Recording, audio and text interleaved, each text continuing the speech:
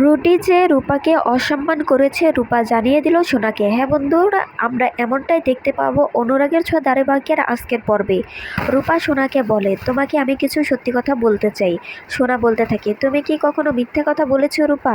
রূপা বলে, না আমি বলিনি, কিন্তু আমি চাই না আমাদের মধ্যে না বলা কোনো সত্যি কথা থাকুক। আমি আর কোনো ভুল বোঝাবুঝি চাই না। রূপার কথা শুনে দীপা বলতে থাকে, রূপা এসব কথা এখন থাক। তখন সোনা বলতে থাকে, না মা, আমি এখনই সবটা শুনতে চাই। এরপর রূপা তার সাথে ঘটে যাওয়া ঘটনাটি সোনাকে বলতে থাকে। রূপা বলে, আমি রুডিকে খুন করতে গিয়েছিলাম। ও আমাকে টেক্সট করে বাড়িতে একা ডেকেছিল। আমাকে একা পেয়ে ও আমার অসম্মান করতে গিয়েছিল।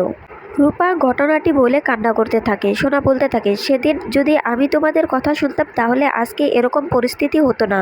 রূপা বলে, আমি কি আর কষ্ট পেয়েছি? সব কষ্ট তো পেয়েছে মা। মা সব দোষ নিজের মাথায় তুলে নিয়েছে। বিনা দোষে দীর্ঘদিন জেলে সাজা পেয়েছে। নিজের স্বামী, সন্তান, সংসার সব কিছু বিসর্জন দিয়েছে শুধুমাত্র যাতে আমরা ভালো থাকি। এরপর সোনা তার মায়ের কাছে যায়। মায়ের হাত ধরে বলতে থাকে, মা আমাকে ক্ষমা করে দিও। আমার শুধু মনে হয় যদি ওই শয়তানটাকে সামনে পেতাম তাহলে ওকে শেষ করে দিতাম।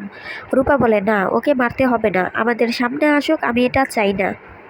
ওকে মারতে হলে ওকে আমাদের সামনে আসতে হবে, আমি এটা চাই না। রুডি আর কুন্তলা কাউকে আমি চাই না।